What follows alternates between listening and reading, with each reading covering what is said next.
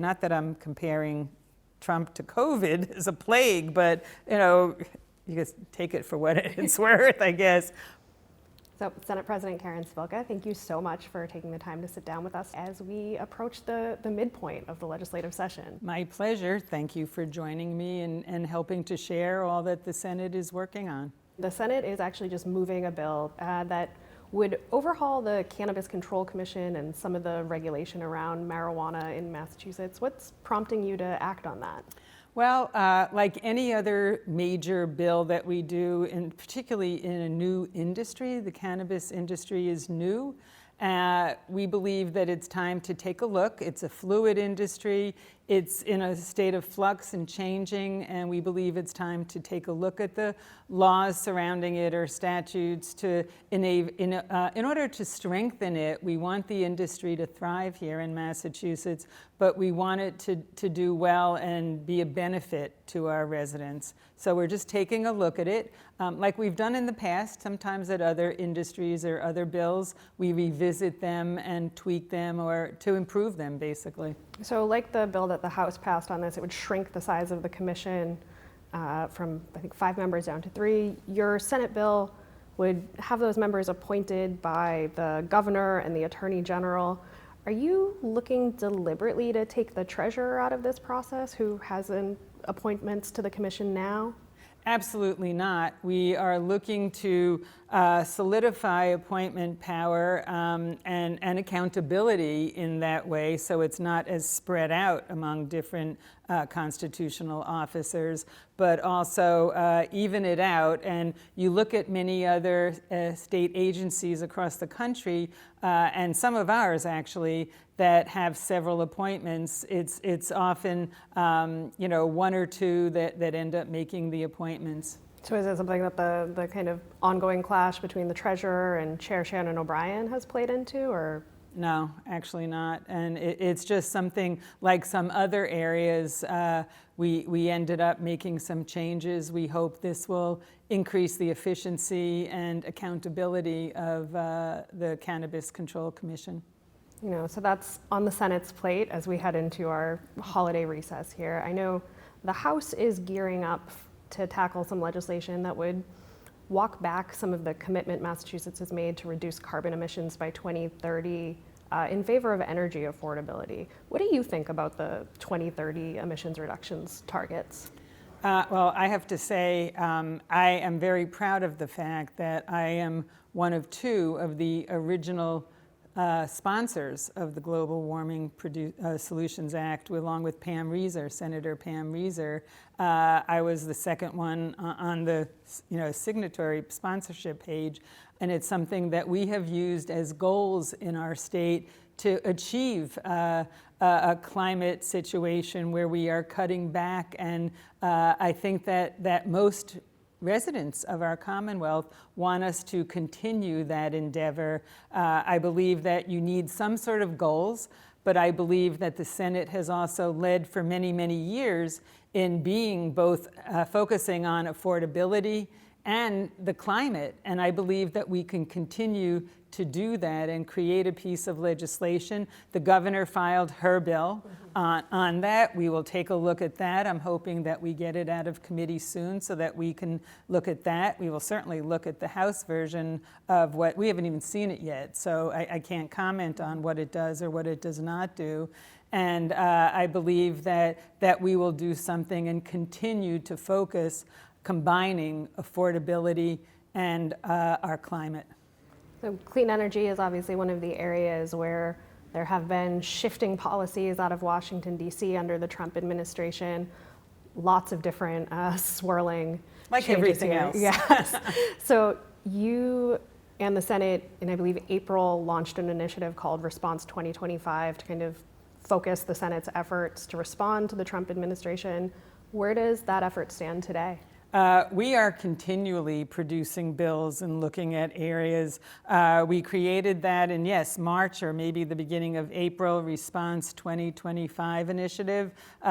Steering and policy was recreated and they were tasked with the job of meeting with all the other senators, listening to what bills they're looking at in their committee, what bills they filed, what are they hearing from their constituents that are problem areas, what can we do in the overall umbrella of that goal of the Senate's Response 2025 initiative is to protect our residents, defend our Massachusetts values, and lead Massachusetts through this dark time period of our history, basically.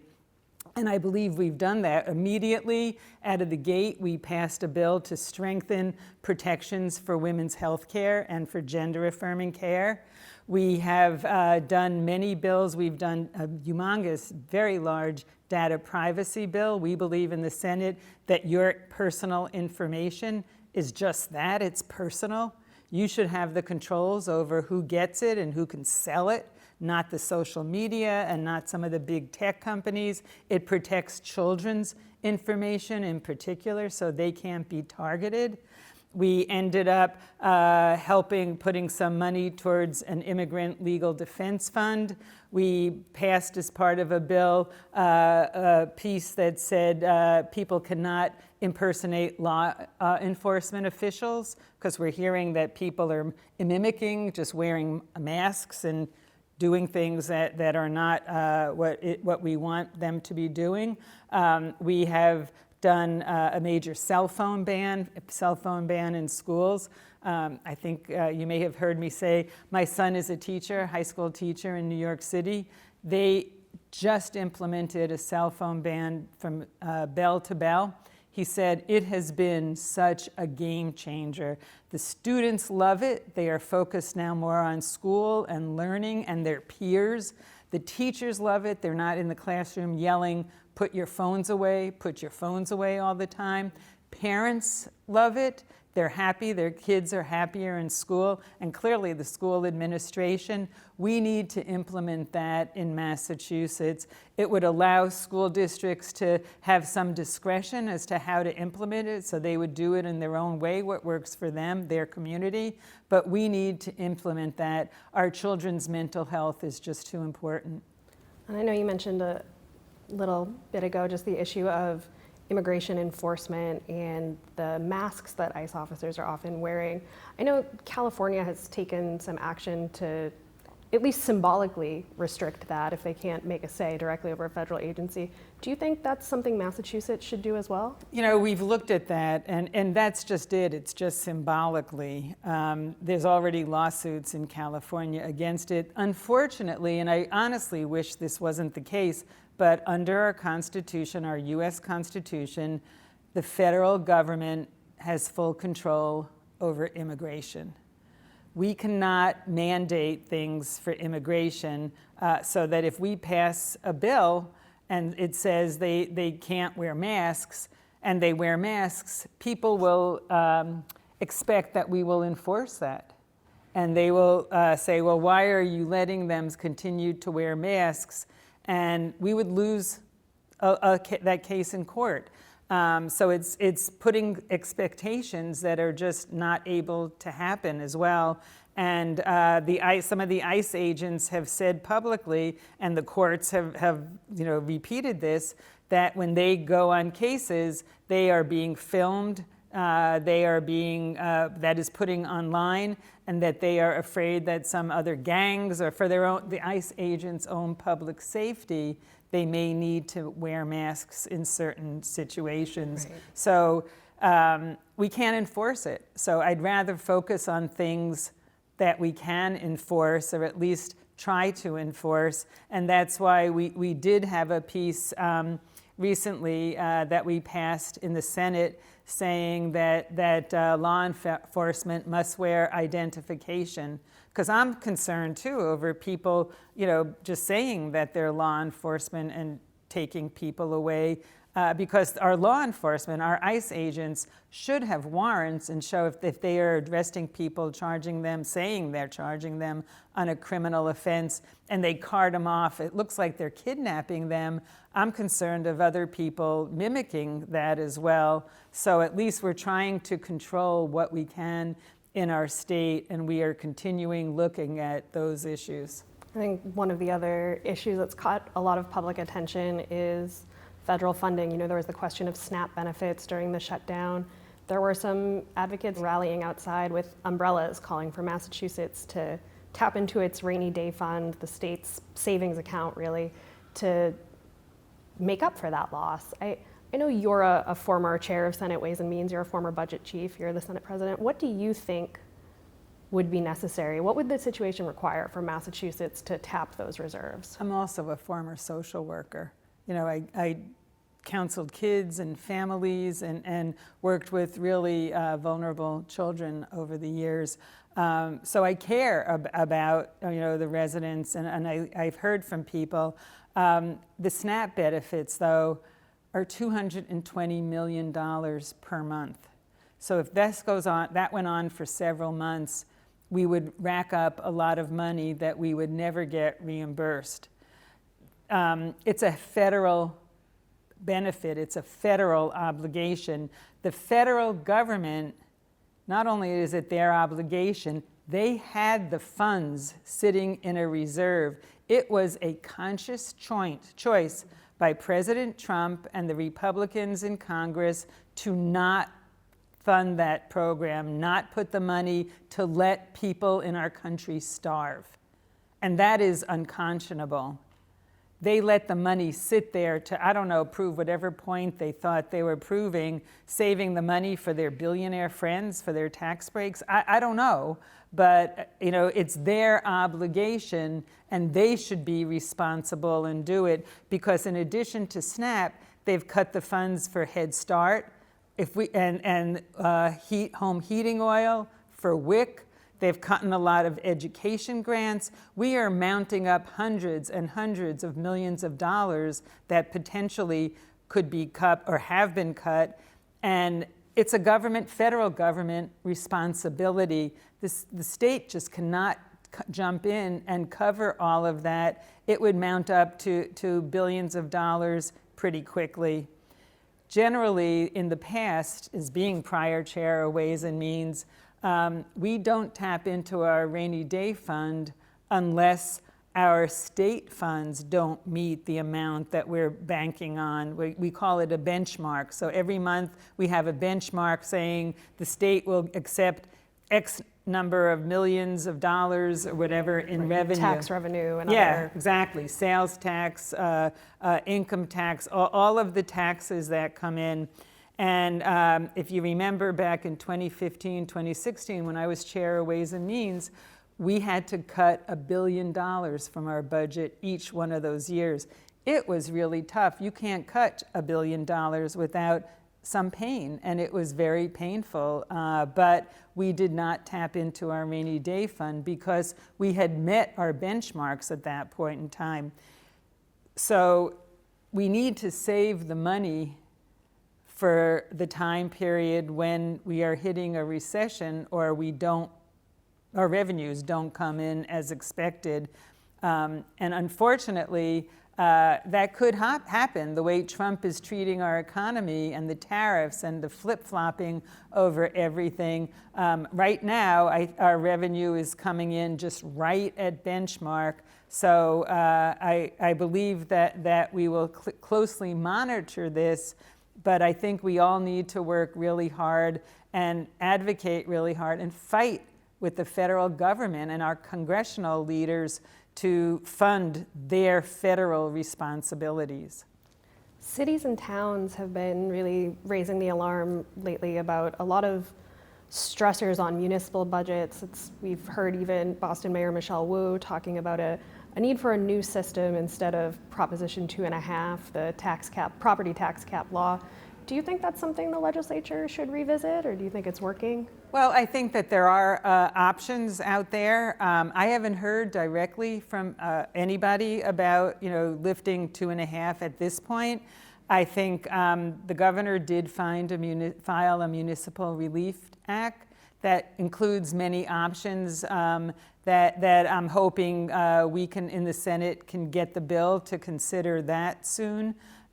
because there are options that maybe, I know there are some things about slightly increasing the meals tax or the hotel tax, Right, or the local options. Yeah, because I think local there's maybe options. a car registry. right, car where the tax local, fees. the municipality can choose whether or not they want to do it. And I think those are options that would be worthwhile to certainly look at as well.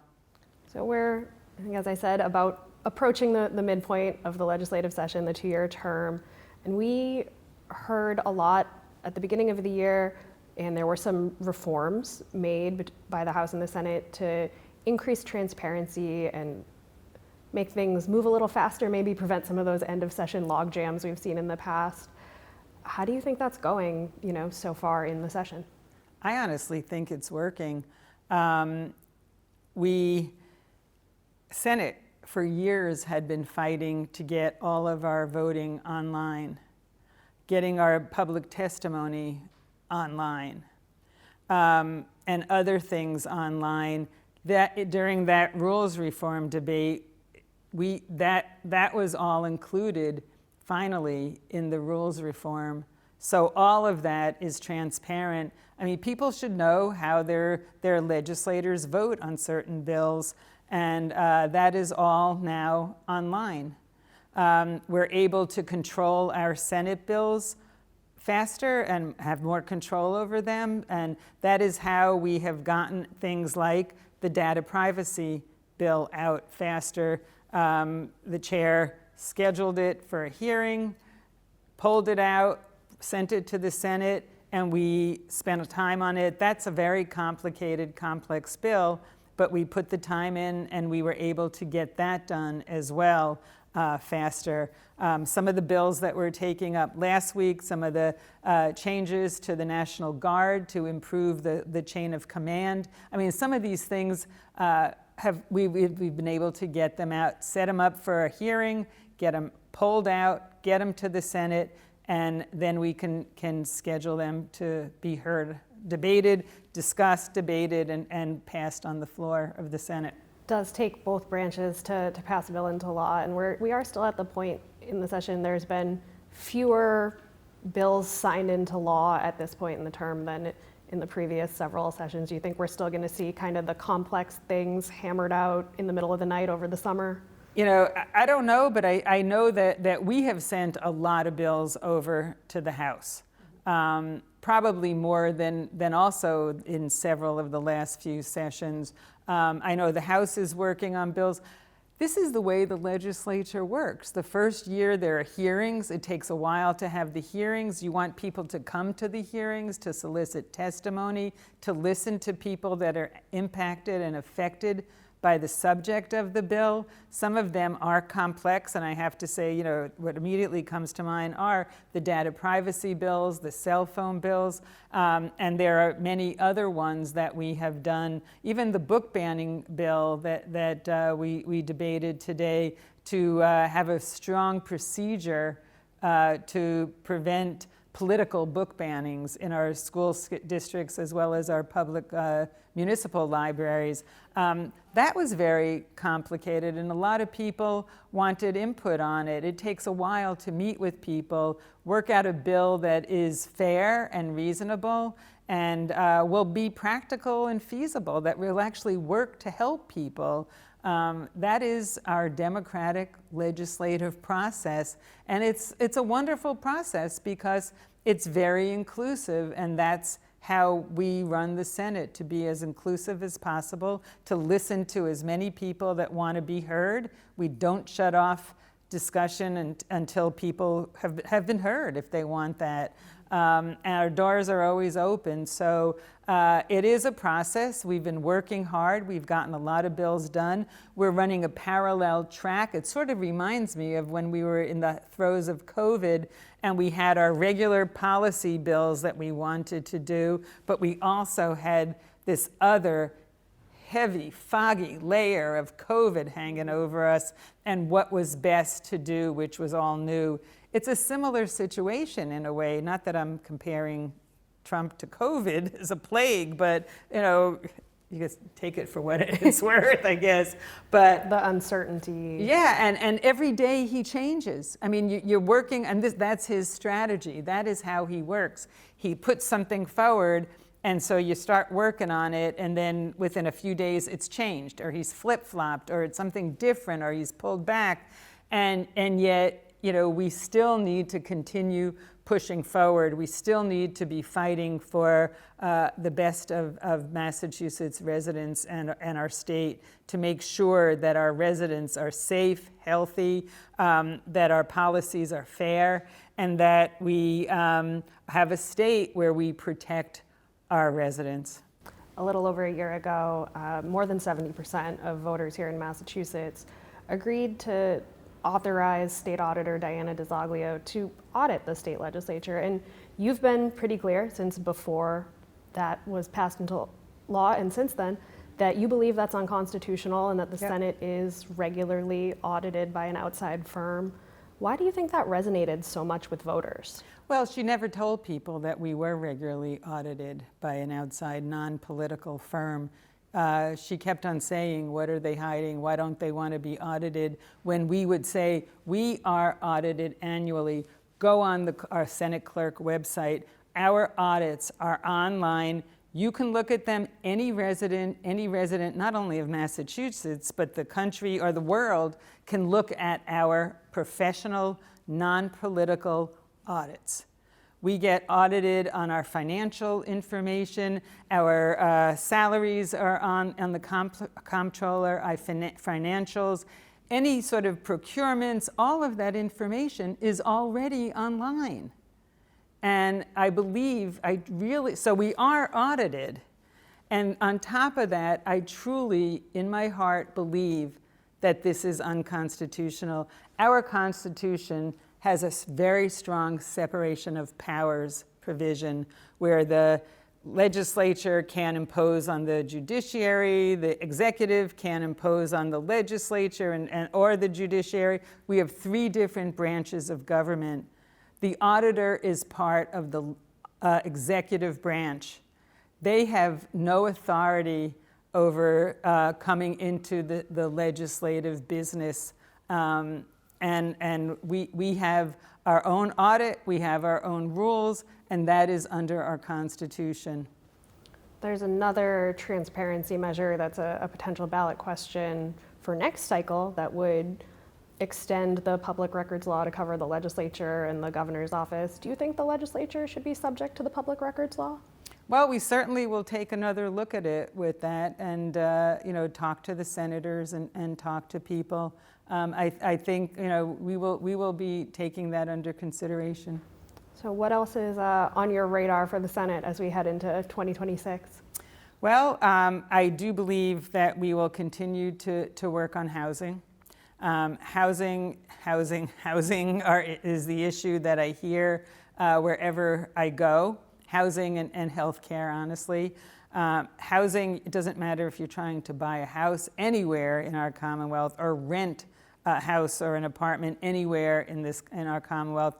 It is expensive, and we need to produce more housing in order to lower the cost. We did do a major housing bond bill last session for $5 billion. And there will be a lot of housing, and some housing is being produced even as we speak under that bill. But it takes a while to build. My father was a builder. I know you can't just snap your fingers and have a house or an apartment building or some sort of complex up within weeks or even months, so it takes a while. So that is, while that is working, there's a new Senate chair of the Housing Committee, Senator Julian Sear, and I have sort of charged him with the task, be bold. Nothing is off the table. Let's take a look, go around the state, hear from the regions, what are the barriers to creating more housing, what are the needs. Let's take a look at everything and come up with some. Last year it was bonding and it was money. This year maybe let's look at some policy and policy reforms that we can help build more housing. Maybe zoning changes? Nothing is off the table. I said that, nothing is off the table. So housing is really important, and health care.